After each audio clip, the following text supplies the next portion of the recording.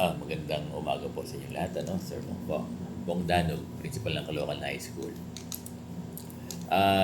Hindi pa rin matapos, yung... Pero alam ko, tapos na yung mga, tapos na yung mga application, ng ECP. Yung unang mga batch, kaya lang hindi maka-move on yung mga na-disqualified. Na-disqualified daw sila dahil meron silang S. Napakadami na nating flag dito, dito sa S na ito, na talagang sana yung mga assessors natin, yung mga PSDS, ay nagbibigay ng konsiderasyon for 3 years. Kasi ang pagkakaunawa ko, itong 3-year na transition ng ECP, hindi ko naman sinasabing maluwag. Diba? Dapat magkaroon ng konsiderasyon. Diba?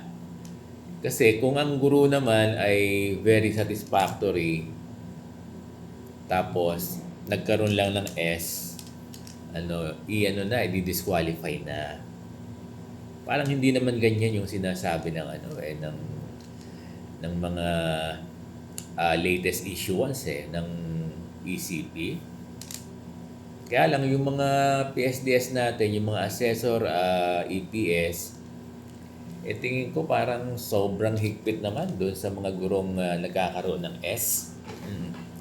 Paano kung yung mga nagkakaroon ng S na yan, yung mga priority? Okay, di ba?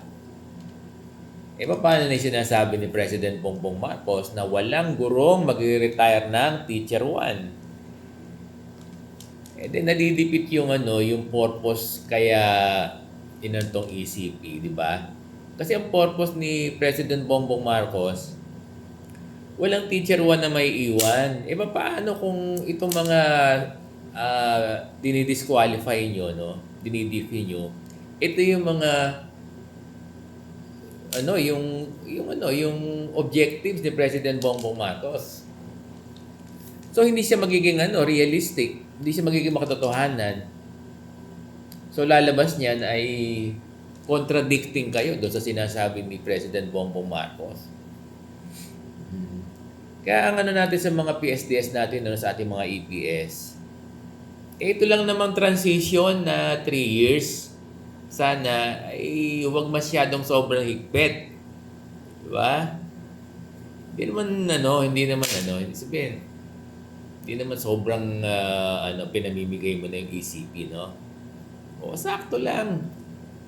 Sabi naman doon, ang sabi naman doon, di ba? Kung may S yung guro, gagawa lang siya nung nakalimutan ko na yun Gagawa lang siya ng letter Nablanko na tuloy ako.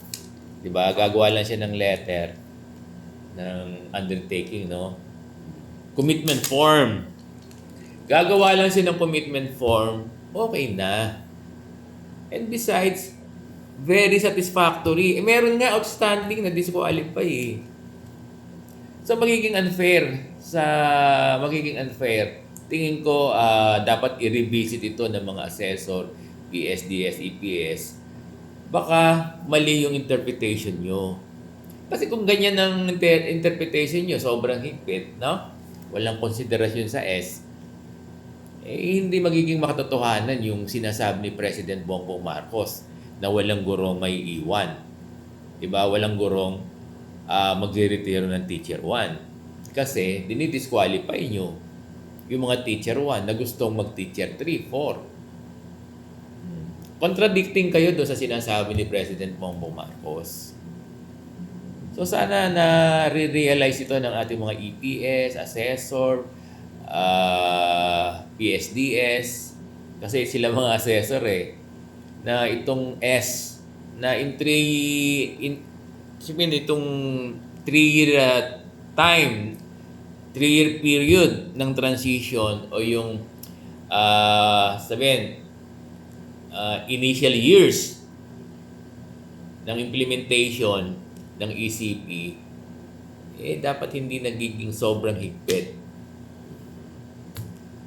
Kung ganyan, kaya pala madaming nag-retire na Teacher 1. Kasi very satisfactory naman sila Tapos nagkaroon ng S, ayaw yung pagbigyan na ayaw pagbigyan ng ating mga PSDS na mag-fill out ng commitment form. No, sana nare-realize ito ng ating mga assessors, no? Magandang umaga po sa inyo lahat.